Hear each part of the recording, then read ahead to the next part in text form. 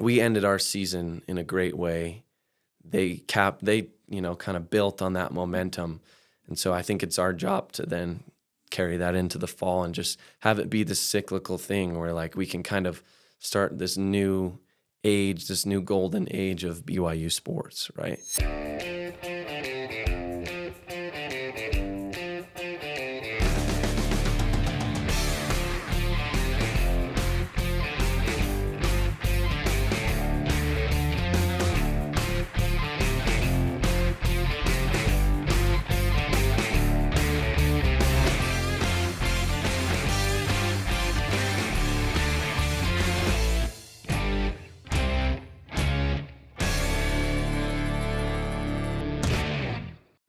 Tanner Wall is here with us. My name is Mike Lacey, and I am pumped that this young man is here with talking to some old boomer, about some of our favorite things, especially the stories of our football team. And we can even talk basketball if you want. But thanks for being here, Tanner. Yeah, well, thank you so much. I'm thrilled to be here. Excited to chat about BYU. As a fan, and as an ex-player, I was over and over and over again intrigued with our defensive play, but particularly our defensive backs. I mean, so often this year, you guys were just highlighted in the games. Tell us what's going on. What's going on that BYU, that was never really known as a defensive back factory. I mean, sure, Tom Holmoe, AD, soon to retire, played for the 49ers, and we have other guys who played in the NFL. But tell us what's going on with your defense. I feel like there's a little bit of a shift in mentality when Jay Hill came. Obviously. So when he came down from Weaver, just kind of that. Does he just hold the hammer over you guys or what? No, I just think like the expectation in general was raised to a new level. And he talks about, there's so many aspects of the game, but so much of it is mental. And, really what it came down to for us was expecting to make plays and to cause turnovers, right? And so when we expected that and held ourselves to that standard, it was like, okay, we're going into every game thinking and, expecting to go get 2, 3, 4 turnovers, right? We got to be the guys to do that. And, on a day-to-day basis, that looks like, us doing the turnover circuit, making sure we are doing ball drills, right? We do a pat and go drill every day, making sure. What's a pat and go drill? So it's just like it's like a over the shoulder type catching drill for DBs. The receivers get a lot of work at practice catching balls, right? They get tons and tons of reps, but we got to get those reps too, because it's not often that we actually do get to put our hands on the ball in a game, but if our hand touches the ball, you got to find a way to bring it. I got to interrupt you there because as a fan, as a season ticket holder, and by the way, we are taping this between the NCAAs where BYU just beat Wisconsin. Oh yeah. And in a couple of days they play against Alabama, big game. So kudos to our basketball program. Oh yeah. Fun to watch them. But equally, maybe even more exciting was some of the things that I saw you guys did. And what I wanted to focus on was, man, at the goal line against Arizona, you had a fingertip pick that I don't know. Some of our greatest receivers probably would have got that ball too. But Tanner, it's obvious that you've caught a ball before. Yeah, no, definitely. I've caught my fair share of football, so that's for sure throughout my career. I actually started at BYU as a receiver, the wide receiver room. Yep. So played wide receiver for my first 2 seasons, and then ended up making that switch over to safety after the 2022 season. So that was right when Coach Hill got to BYU. So ever since he's been there, I've been playing defensive back in the safety room with him. That's interesting, Tanner, and I'm sure you could share with us some things about high school and playing there. But, going from a receiver to a defensive back is a big transition. Yeah. I remember at a time when I went back and forth between linebacker to fullback and then tight end. And sometimes it was discouraging. Sometimes it was exciting. Tell us what happened in that transition. How did you feel?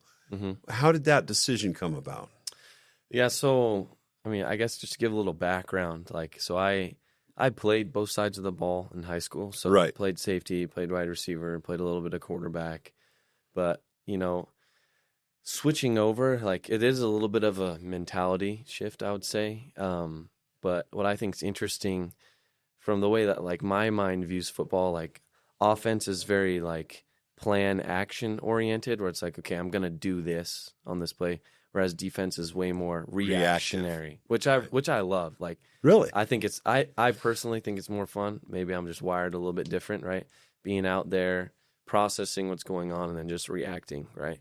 I think that's a lot of fun. And so, you know, making that switch, you know, I was actually really grateful for a lot of the football IQ and knowledge that I had, you know, learned and developed in the wide receiver room, understanding offensive schemes, understanding, okay, what we're trying to attack and against certain, you know, coverages and what situations, you know, what offensive tendencies, you know, are more common than others. And so keeping that football IQ and just flipping over to the other side of the ball, I think it's definitely helped me, you know, in that switch to just slow the game down, understand, you know, what I'm going to see out there, and then just react to what I'm seeing.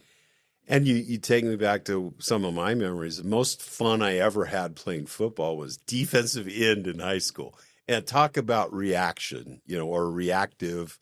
Everything you did was, you know, just automatic. All of a sudden, boom. Yeah. While you're hitting one of the biggest guys on the field. Yeah, it's instinctual, right? Just as you're playing, just your body reacts in the way that it does, and in split seconds you're making decisions and making plays. So it's a lot of fun. Let's come back to some of that. You shared with me, all right, you're from Arlington, Virginia. Yeah. And so I assumed, I don't know, because you're LDS, I thought, oh, here's some Utah family that went back because your dad had a job in Washington, D.C. or something. But then you told me, who did your dad play for in high school? So my dad played for a coach named Bruce Hansen. So Bruce Hansen has been the coach at Yorktown High School. He actually just retired. So this last season was his last season. But he played for Lou Holtz at William and Mary. Your dad's coach, my Bruce dad's Hansen. coach, Bruce Hansen. Right. Yeah. So my dad played for Coach Hansen in 89 and 90. In the same town you played high school. Yeah, so my parents went to Yorktown High School. Both my grandmothers went to Yorktown High School. I went to Yorktown Did George High School. Washington go to Yorktown High School? He might have. But yeah, no. So yeah, our family's very, very rooted there on both sides. Yeah, kind of another fun fact. So you can look at the family history on both sides of my family. And on one side of the family, my great-grandpa, I don't know if it's two greats or just one. I think it's two greats. Was responsible for the purchasing of the land for the Arlington Chapel. Then the other great-great-grandfather was responsible for building the chapel. So it's almost like they're pioneers in the LDS faith. Yeah, out there. And that's, I think, to this day, that is the oldest functioning chapel of the church in the United States. It might be east of the Mississippi. That might be the maybe that's the category. It's a really old historic building, and yeah, so a lot of family history for our family back. And what do your parents do? So my mom's a school teacher. So yeah, she high school, middle school. So yeah, junior high. So yeah, toughest age. Yeah. So 7th grade English, and then a couple years ago she transitioned to 6th grade reading. So she loves the kids and teaching them. She's super patient. It's funny, all my friends who were in her class, they loved her so much they would go eat lunch in her classroom. Really? And I was like, dude, I'm not gonna go eat lunch in my mom's classroom. Like, that's lame. And then, did you have her as an English teacher? I did not. Okay, no, unfortunately. I wish I had, but it helped me realize, how cool my mom actually was. Like, if my friends want to go hang out with her at lunch, then isn't that funny? Yeah. We as kids, when we're growing up, our parents just are very, obviously below normal in our own perspective, and that's cool that she was so highly regarded. Yeah. And then my dad just worked in corporate financial management, worked with nonprofit organizations for a long time. So, having that proximity to DC, there's a lot of nonprofits associated with what's going on in and around DC. Huge. So, yeah. Well, and that's fascinating to me, Tanner, that you played for the same coach that your father played high school ball. And so we're in the same office. So what happened? I mean, now your coach is a little older than he was when he was with your dad. Yeah. So what happened in the locker room? You were telling me. Oh, yeah. So, yeah, we well, what's funny is my coach, Bruce Hansen, like, he has an incredible memory. Like we'd be out at practice or certain things after games or, at different events. And he'd be talking to my dad and be like, hey, Ryan, like, you remember in the third quarter against Jeb Stewart in '89 when they ran the end around and you came up off the edge and made a tackle in the backfield. And then, so like he'll have demonstrations of memory like that. You're like, that's unbelievable. Wow. And then a coach will come to see me recruiting and he'll come to get me out of class and he'll ask the teacher to see Ryan Wall, which is my dad. Which is your dad's name, right? So, hey, Ryan, come here. Yeah, he'll mix us up every once in a while. And what's funny is my mom, he's a gym teacher. So he had my mom in his gym class. And so her full name's Sherilyn. She goes by Cher. But he would always mess with her. He would pronounce it wrong. He'd call her Sherry Lynn. And so I think as time went on, he kind of forgot that she didn't like that. So he would still see her and call her Sherry Lynn. So we like to joke with her about that too. But yeah, so Coach Hansen was a great man. But yes, great. It was a lot of fun. What good experiences. Yeah. Yorktown High School. Yorktown High School. Okay. Arlington, Virginia. What are your plans in the future after football and school, BYU? Yeah, so after football, so I'm a finance major, so graduated in finance. I'm an MBA student right now, so hoping to stay in that realm of. Now, hang on. You're going to be a senior eligibility wise, right? Yep. So have you already graduated, or is there something that allows you to start your MBA program before getting your bachelor's? Yeah, so I graduated last April, actually. So, wow. So I came to college, a lot of credits, got through school pretty fast. But they say football players are not smart. I know, that's what they say. I'm kidding. But yeah, so I was able to get through school pretty quickly. And just a few years ago, actually, I think 3 years ago, the MBA program started allowing student athletes with remaining eligibility to apply. So previously there were only a few graduate programs that the student athletes could then apply to if they didn't want to just do like post-bac type classes. But yeah, so there's been a couple student athletes who are now, navigating the MBA program. All right. Now, I remember at the end of because I did see that you were an academic All-American. I was, yeah, this last season. Congratulations. That's awesome. Thank you so much. That is so cool. And I remember having some academic accolades back in my day, not that high, but having opportunities. And I always wondered, because my senior year I was injured. So I always wondered, well, I wonder if that scholarship would have covered some post grad. So does your football scholarship or grant and aid cover an MBA? As of right now, I'm just yeah, curious. Yeah. The way that it's working, it's covering that. So that's awesome. Yeah, super grateful. That is so cool. Yeah. All right, Tanner Wall, how did you make it then to BYU? Did your parents go to BYU? How did you get here? Yeah, so my parents they did go to BYU. He grew up just a massive BYU fan, like bleed blue from the day I was born. My best memories of BYU sports growing up, just when we throw back across to Johnny Harleen, like dogpiling on the love sack with my uncle. That's what dad. My kids and all of us did. Same play, same time. So yeah, that's one of my biggest memories. But grew up just my biggest role models and people I looked up to were BYU football and basketball players. Austin Collie, Taysom Hill, Jackson Emery, Tyler Haws. Those were the guys who I just aspired to be like. And so it had always been my goal and my dream to play football at BYU. And so, that was a long road, right, to really even And had to be I imagine possibility. you were getting other offers from schools. Yeah. My recruiting journey was kind of unique. So I was a really like late bloomer. Like I was pretty undersized, as far as like high school football goes. You know, I wasn't like, I'm not. I was behind, right? Obviously, growing wise and development wise. My first year playing tackle football was my freshman year of high school, and I remember the day we got pads and helmets for weigh-ins. I was 5'3", 99 pounds. I wasn't even 100 pounds as a ninth grader. Oh, geez. So I was tiny. And you know, I had finally convinced my parents to let me play, because previous to that, they were like, football's probably not going to be very fun for a little guy like you. But we made it work. So it was definitely an uphill battle. How did you, did you just have an aspiration because of watching football or, BYU, or how did you choose to go into football? You know, I just in hearing the way my dad talked about football and his memories playing football, I'm like, I want that for myself. Obviously a bunch of my friends were playing too. So, wanted to experience that with them. Right. And then, once I got to high school, because I grew up playing a lot of baseball and a lot of basketball.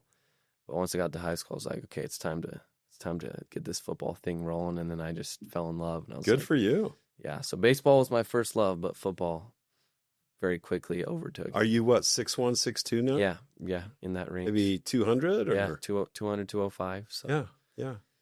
I mean, that's good size. Yeah. There are bigger and there are smaller. Yeah, defensive that's backs. Exactly right.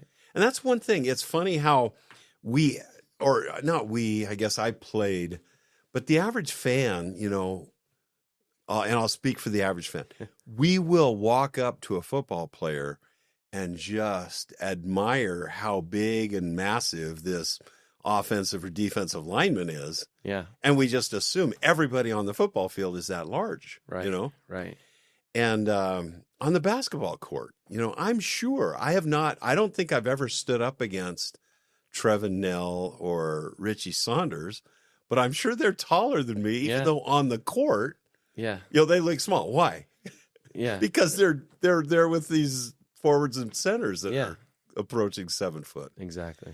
And so anyway, the defensive backs, the cornerbacks particularly, a lot of running backs, wide receivers, they're normal size human beings. Yeah.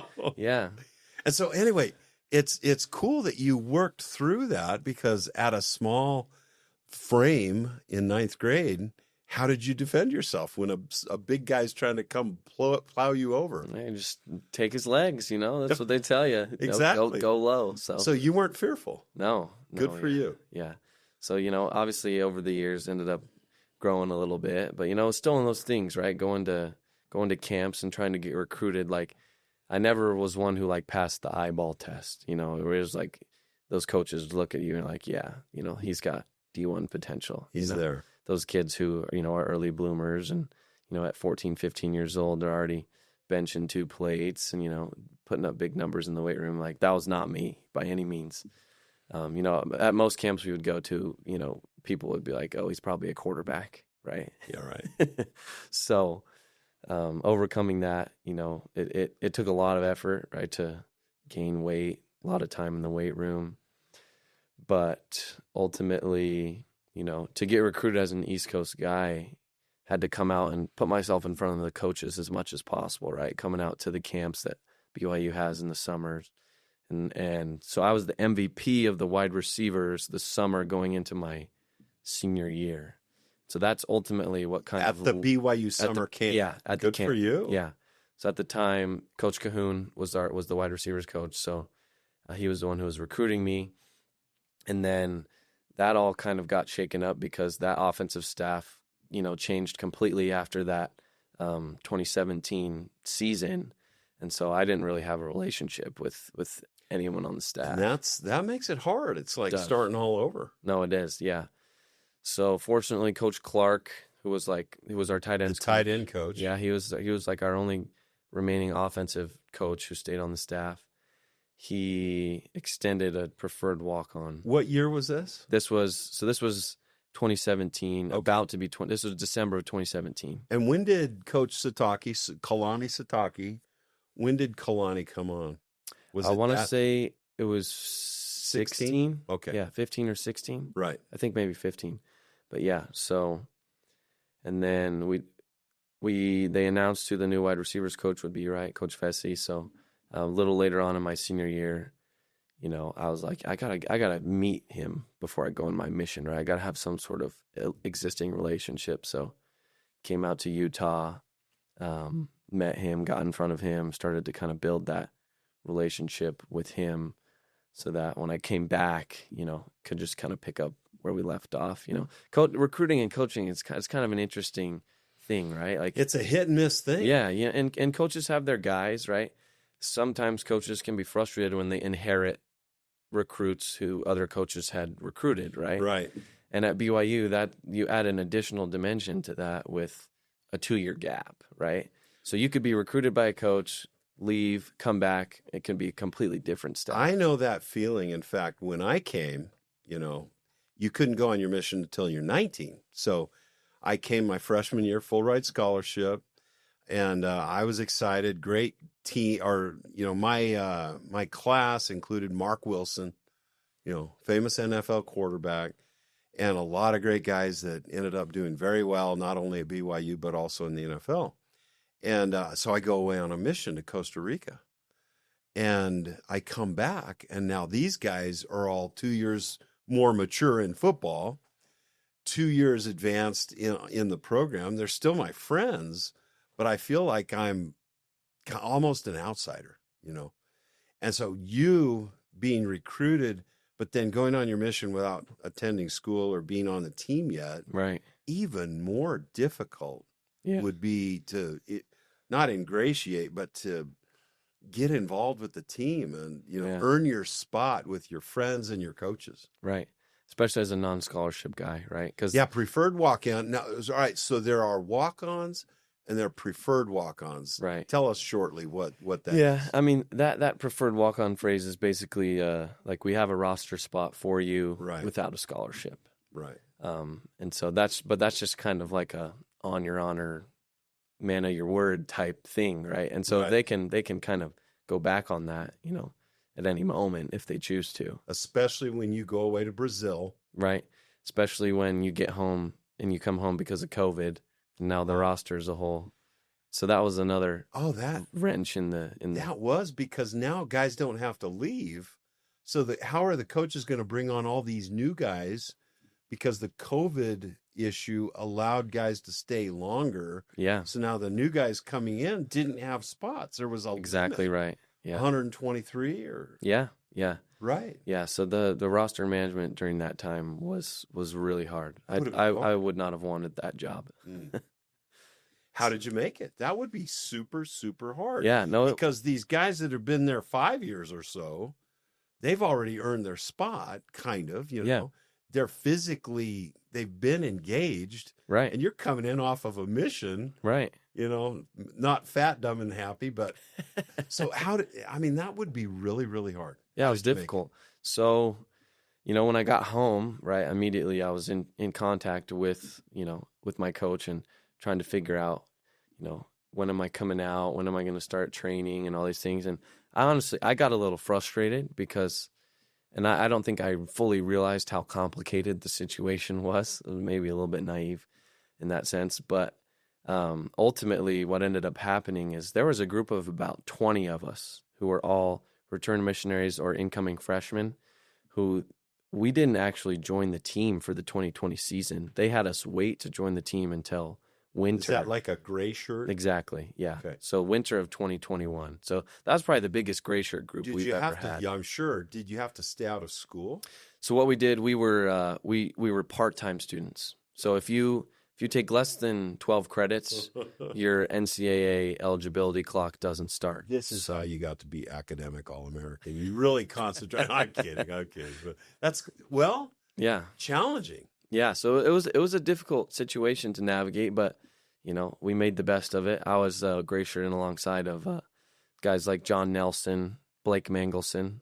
You know, those were like the two, that you would probably recognize from that group.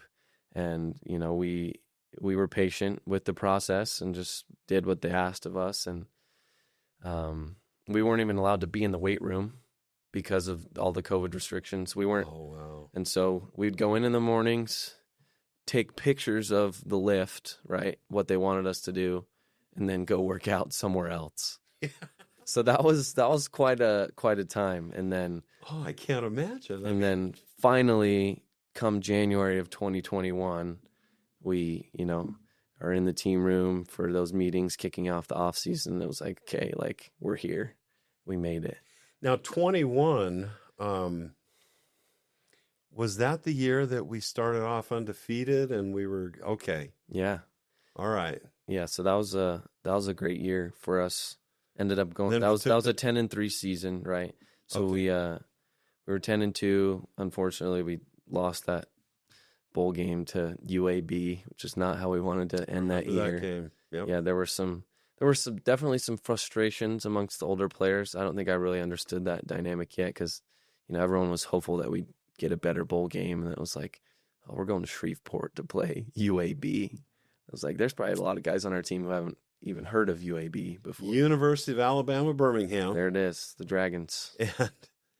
And I can imagine, I mean, there's some life lessons here that you've shared with us a couple of things. That bowl game would have been one. Yeah. Because you're a little bit disappointed. I remember I was kind of excited when Michigan beat Alabama in that bowl game, only because the SEC thinks they're so good. I shouldn't, I need to reserve my opinions. There we go. But but there's another life lesson. Andrew Gentry came and talked to us weeks ago, right? Oh yeah. And he's our new guy from Michigan. Yep. And he likened, get this, he likened defensive backs to offensive linemen. Wow. How did he do that? I know, like the biggest guys versus the most, not the biggest guys, but the quickest guys. Yeah. How did he do that? He said, and it's true, think about it, that you're the guys that are playing backwards frequently. Interesting. Right? Yeah. And now he said one thing that I have to somewhat disagree with thinking about you, but he said, if you hear of our name, we had a bad game. Because, right, like an umpire in baseball, that ump's really good because we never noticed him, Exactly. He didn't seem to make any bad calls, or not very many. And when an offensive lineman, when his name gets called, it's usually because he missed his block. Right. Or something. Or got a holding call. Exactly. And the defensive backs, you guys are running back. I mean, you guys were so impressive to me because each one of you, as a team and individually, were shutdown dudes. I mean, so many, and we'll talk about that in a minute. I hope we have enough time. But you guys, usually when you shut someone down, the quarterback throws it somewhere else. So when you have a good game, we're not hearing your name, except when you get a pick. Yeah. And so there's some life lessons. Andrew, and then Keanu Tanuvasa likened his defensive line position to he's helping the linebackers get all the tackles. And so he doesn't get a lot of stats, doesn't get a lot of recognition that way, but he's grateful. So was Andrew, to just being part of a team. So I've been impressed talking with so many of your teammates of the team culture, the sacrifice that guys are willing to make for the team. Yeah. So share some of your opinions on those life lessons that we get from that. Yeah, no, I love just hearing that they shared that with you, right? Just, that mindset that they have. And, those are the kind of players who are part of a team that ultimately win championships, right? Because when everyone's willing to, sacrifice their own desires, their own sense of pride, right? Their own desire to, be the guy. Be recognized. Right. To help the group accomplish what they all desire to, that's what championship teams are built on, right? And I can speak from a defensive standpoint, right? The way our defense works is if everyone holds their gap and everyone does their assignment on any given play, like, there's really very few weaknesses, right? It's when you try to do someone else's job or you're in your gap and you peek on the other side and open. Or right? you try to cover for someone who you don't trust. Exactly. It's like if you can just execute your assignment, right? That's the classic football phrase, do your 1/11th. If everyone does their 1/11th, we're gonna be fine, right? Football's a competitive game. Coach Hill always says they have scholarship players too, right? They're gonna get a few first downs, they're gonna make some plays. But if we all just execute our assignment, our 1/11th, it's a very sound defense.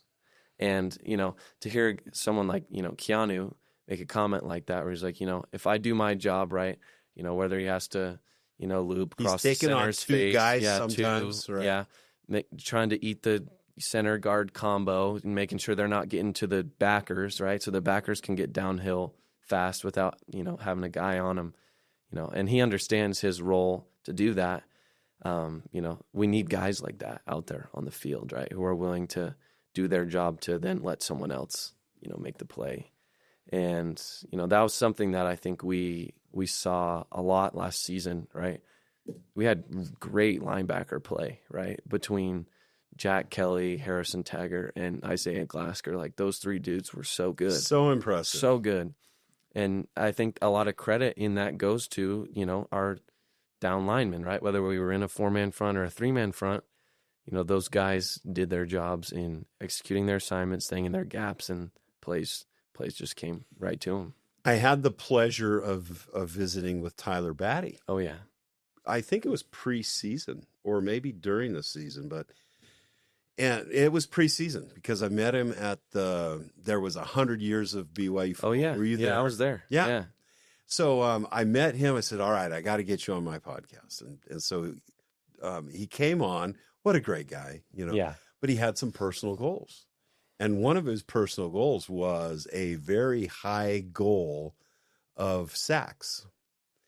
And the way you guys as a team play, it was obvious from the beginning that he was doing well. He was playing his position very, very well. But he was eating up more blocks and allowing backers to make sacks more than he was getting individual sacks. So later I met up with him. I said, that's interesting because, you had that goal and then the way you played as a team. And so I thought way better for your team to accomplish a bigger goal than you to accomplish an individual goal that wasn't going to be realistic. But for example, I was at the Baylor game and you guys, I remember an interception you made. So we'll talk about that.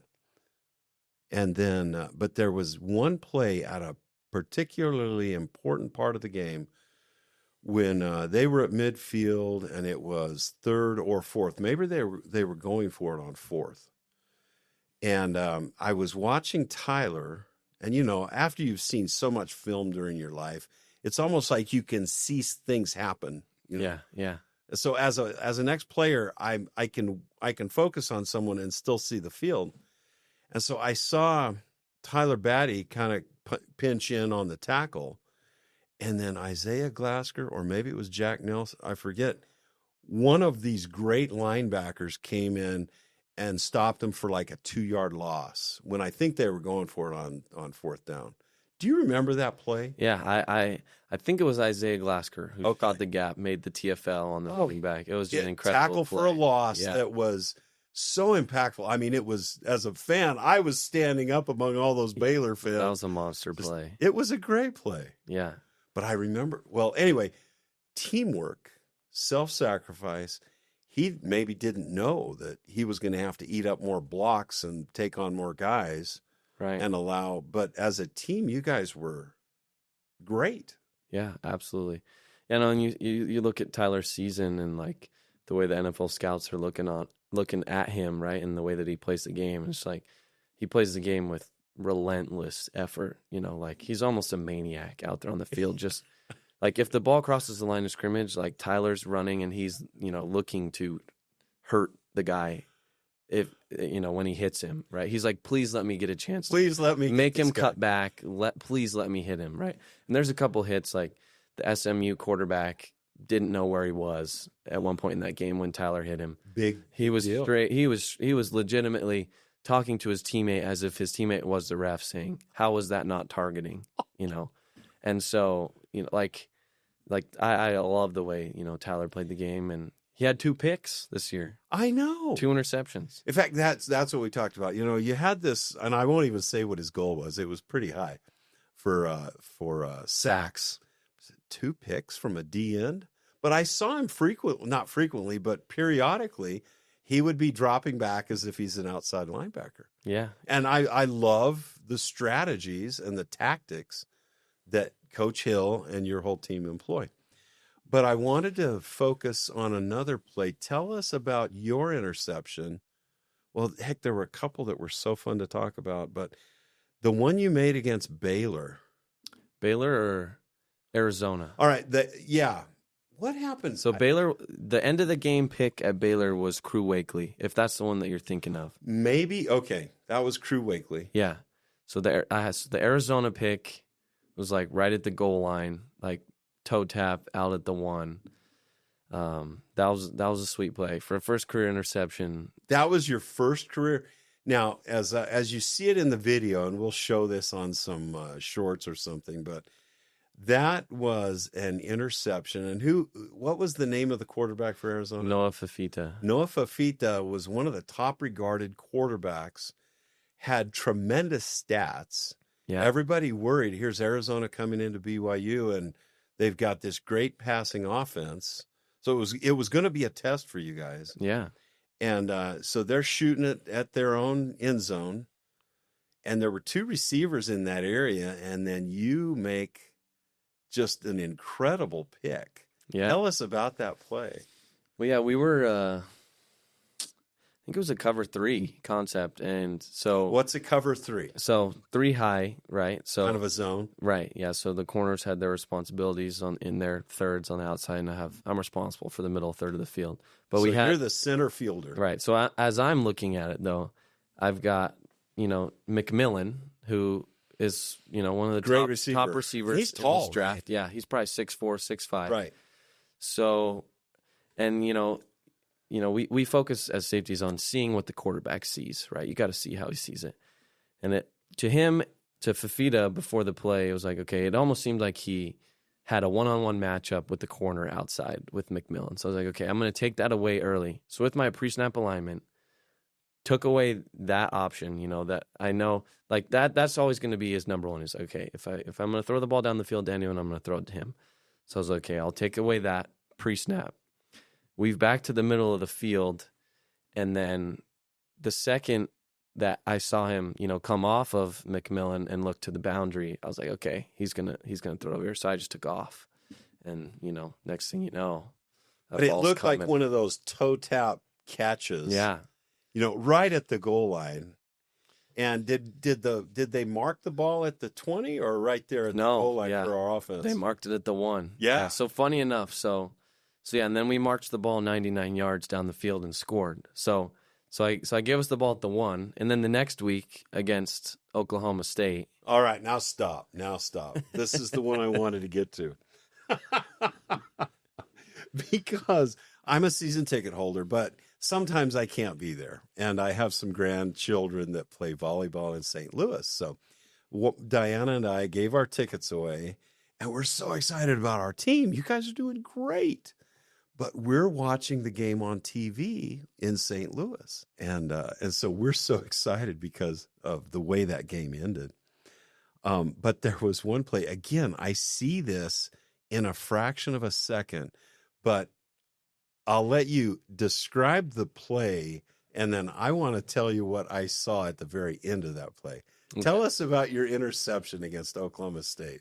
Yeah, so they came in that week. They started a new quarterback that game, so Garrett Rangel.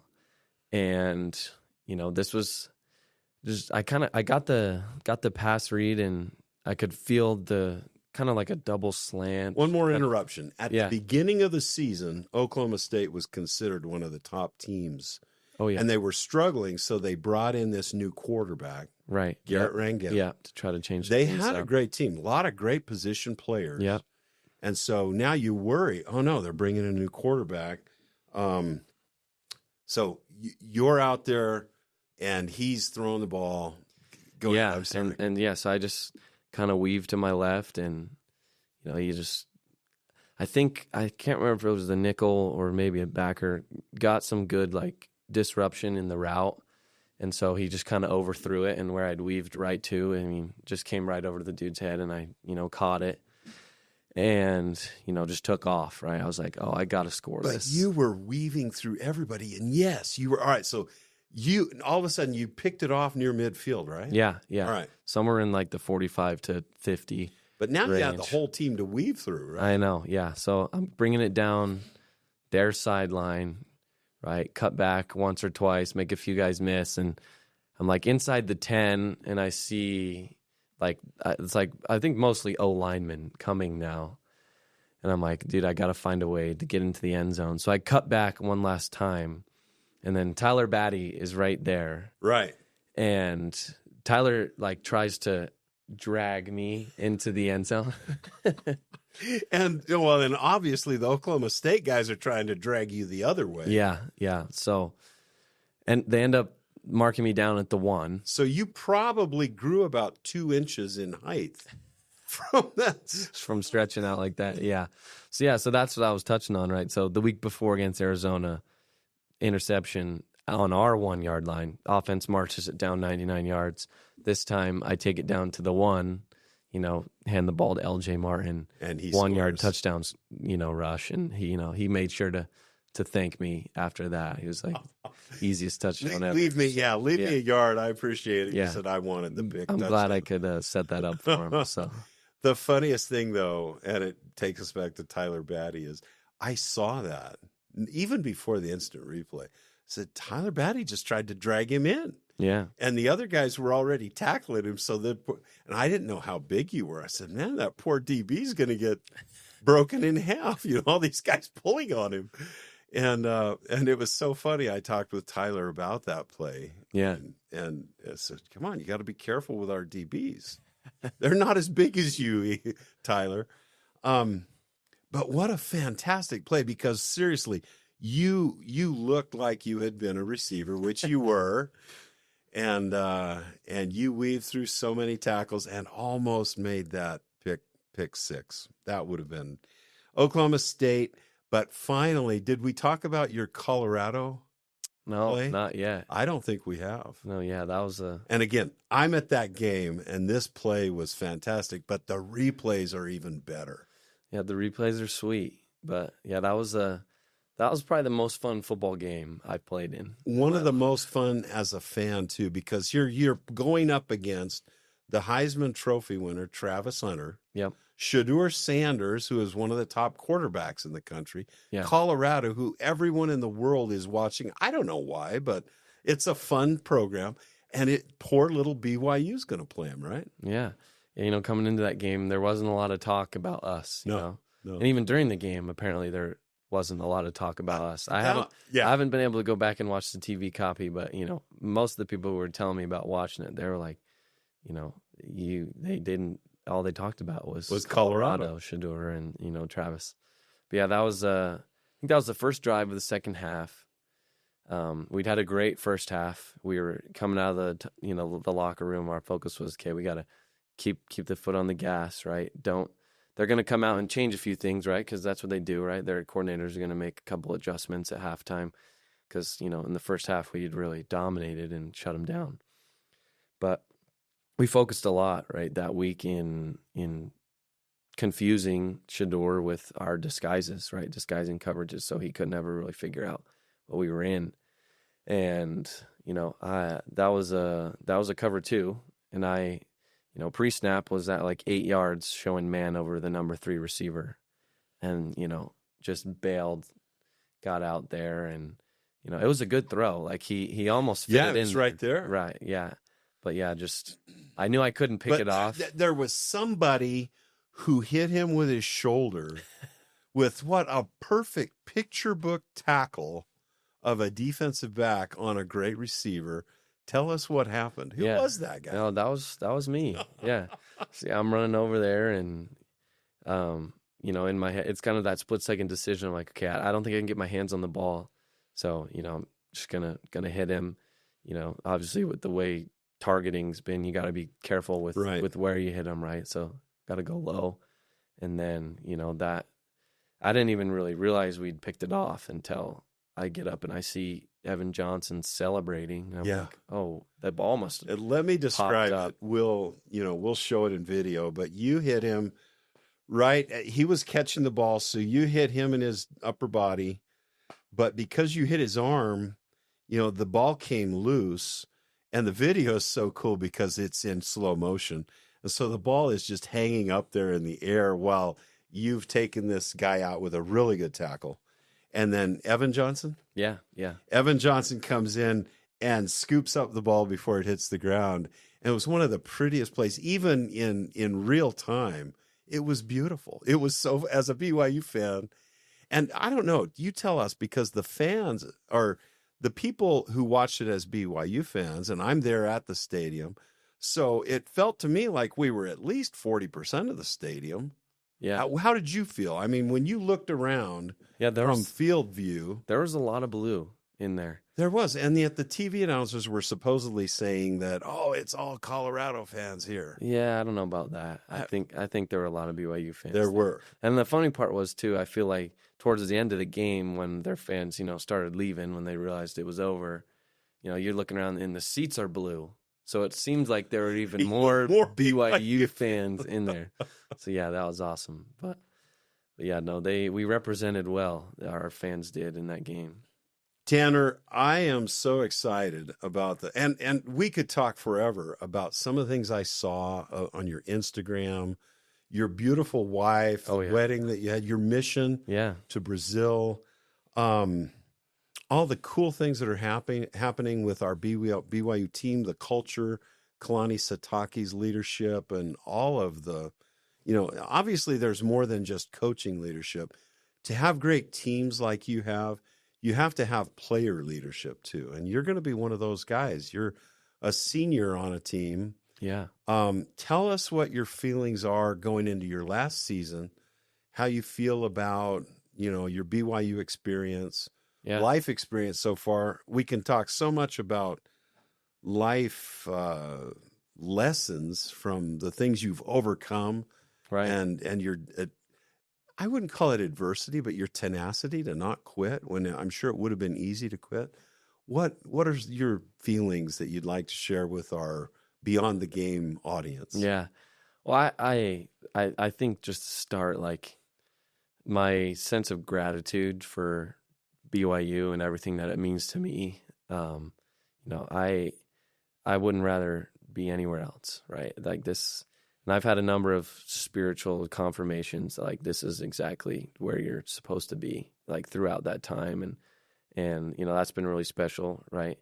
In, weighing that decision to, deciding where I did want to go to college and where to play. Ultimately, I knew what a special place BYU was. I believed it was that place. And obviously that's been confirmed to me over and over and over again since I've been here. But yeah, it's a special time to be at BYU, right? In this time transitioning into a Power 4 conference, right? Being in the Big 12. And there's this sense of momentum that we have right now where, football, we kind of started it off in the fall. Basketball has, we passed the baton and we're in the Sweet 16 They're now. taking off, running. Right. And so I think we got to capitalize on that momentum, right? That they're going to finish this season with, right? Which has already been an incredible season for them. And, Thursday they're playing against Alabama. One of the top teams in the country. Top score, they score more points than any team in the country, but I expect us to give them a game and win, go to the Elite Eight, go play Duke in the Elite Eight. Can you imagine? Right. And so we ended our season in a great way.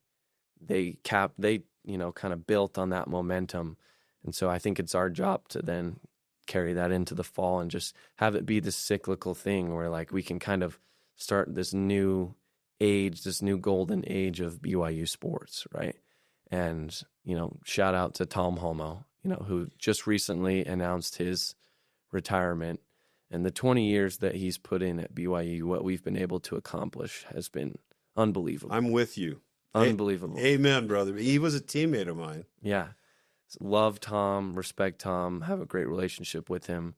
I don't know at any other school where there's a dynamic where there's an athletic director who has that level of personal relationships with so many athletes across all the different sports, female and male. all of them. Yep. I've seen it.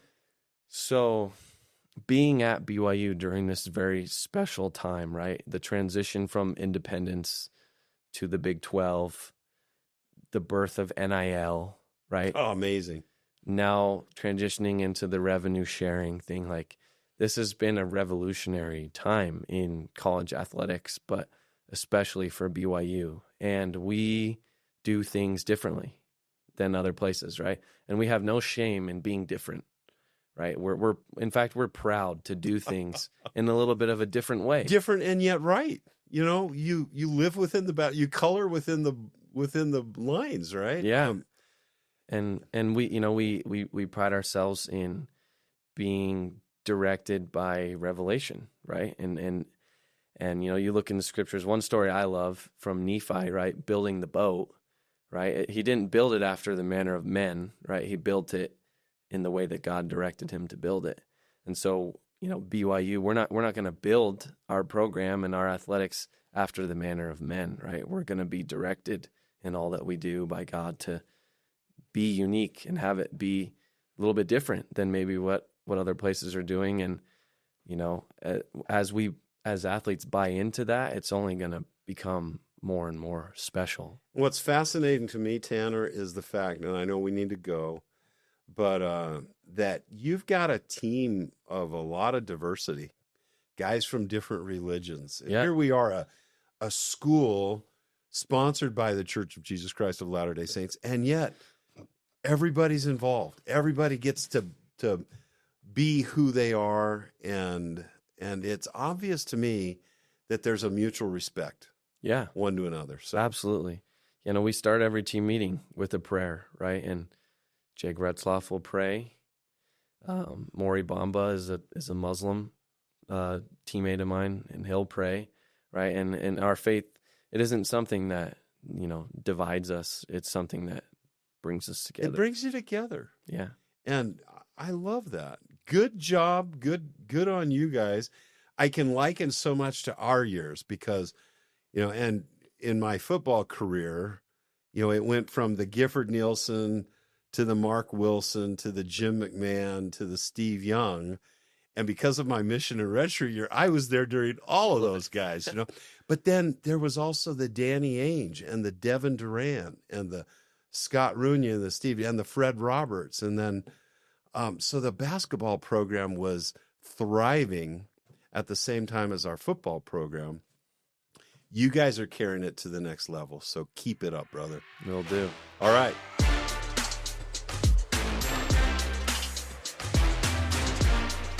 Thank you for watching another episode of Beyond the Game. Remember to click here to subscribe and click here to watch our recent videos. Also, please follow us on social media. And remember, go Cougs.